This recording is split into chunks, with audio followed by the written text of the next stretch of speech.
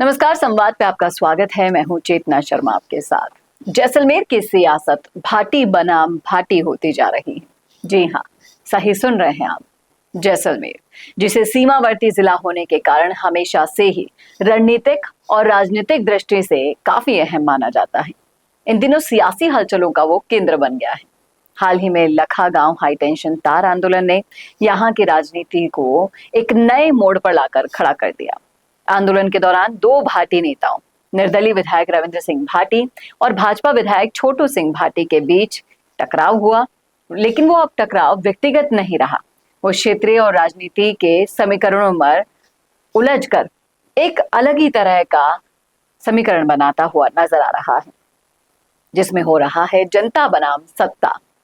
आंदोलन की शुरुआत ग्रामीणों के दर्द से होती है, लेकिन इसका सीधा असर सत्ता और विपक्ष दोनों पर पड़ा। रविंद्र सिंह भाटी ने प्रशासन और कंपनियों पर तीखा हमला बोलते हुए सवाल उठाए कि जब बीजेपी सरकार केंद्र और राज्य दोनों जगह है, तो जनता को सड़कों पर क्यों उतरना पड़ा। और ये बयान स्थानीय भाजपा नेतृत्व के लिए काफी ज्यादा असहज स्थिति को पैदा करने वाला रहा। वहीं छोटू सिंह भाटी ने पलटवार किया रविंद्र सिंह भाटी पर और उनको बाहरी कहकर क्षेत्रीय राजनीति में दखल देने से मना कर दिया। अब यहीं पर वो एक सीन नजर आता है शालीनता बनाम आक्रामकता का। जनता की नजर में कौन भारी पड़ा, चलिए आपको बताते हैं। छोटू सिंह के तेवर तो आपने देखे ही होंगे वीडियो में। इसके बावजूद रविंद्र सिंह का संयमित और सम्मानजनक जवाब आया था कि वो मेरे लिए अपने पिताजी जैसे हैं, लेकिन जनता की तकलीफों के साथ खड़ा रहना मेरा कर्तव्य है, और जिसे सोशल मीडिया पर बहुत ज्यादा सराहा गया। परिणाम ये हुआ कि जनता ने रविंद्र को जनता का योद्धा और छोटू सिंह को सरकार और कंपनियों का पक्षधर कहना शुरू कर दिया। अब वोटों के गणित से जिस तरीके से नया संकेत निकल कर आए वो आपको समझाते हैं। लोकसभा चुनाव 2024 ने भी इस समीकरण को स्पष्ट कर दिया कि कांग्रेस के उम्मीदवार बेनीवाल जो जीते थे वो 7 लाख करीब वोटों से जीते थे। निर्दलीय रहते हुए भी रविंद्र सिंह भाटी करीब 6 लाख वोटों से दूसरे स्थान पर आए थे, और बीजेपी के कैलाश चौधरी मात्र 3.25 लाख वोट ही ले पाए थे। स्पष्ट है कि बीजेपी का पारंपरिक वोट बैंक खिसक रहा है और एक निर्दलीय चेहरा रविंद्र सिंह भाटी तेजी से उभर रहा है। विधानसभा चुनाव 2023 में भी उन्होंने 78,726 वोटों के साथ शिव से जीत हासिल की थी और इस धारा को और भी मजबूत कर दिया था। अब जो जातिगत समीकरण है, ऊपर से संतों का आशीर्वाद भी मिल गया है, ये तो सोने पर सुहागा की तरह काम करेगा, क्योंकि जैसलमेर में भाटी गोत्र का गहरा प्रभाव है। यही वजह है कि दोनों भाटी नेताओं की भिड़ंत केवल राजनीतिक टकराव नहीं, बल्कि जातीय समीकरणों पर भी असर डाल रही है। साथ ही संत गोरखनाथ महाराज का आशीर्वाद और बीजेपी कांग्रेस के वरिष्ठ नेताओं की सार्वजनिक सराहना ने रविंद्र को एक पार्टी लाइन से परे नेता बना दिया है, और जिस तरीके से वो संघर्ष करते हैं वही उन्हें लोकप्रिय बना रहा है।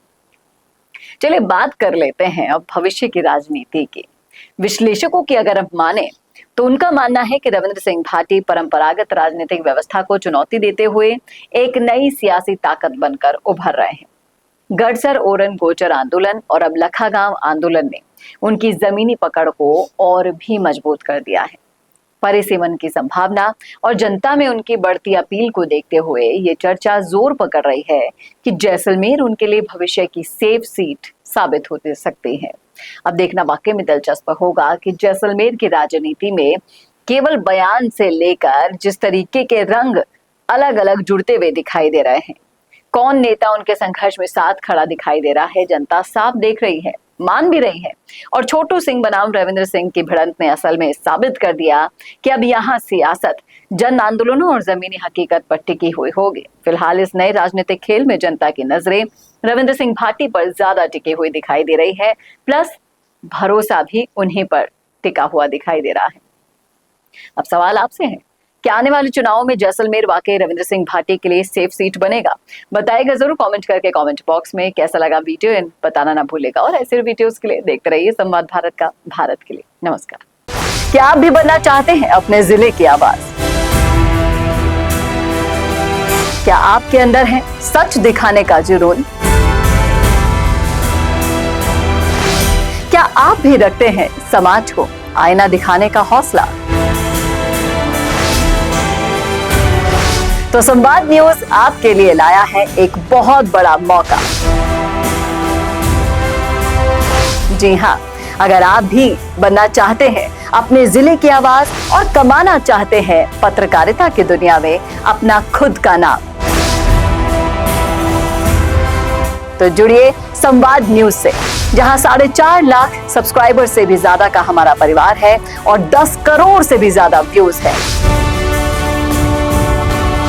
तो सोच कर रहें, नीचे दिए गए नंबर्स पर आज ही कॉन्टैक्ट करें।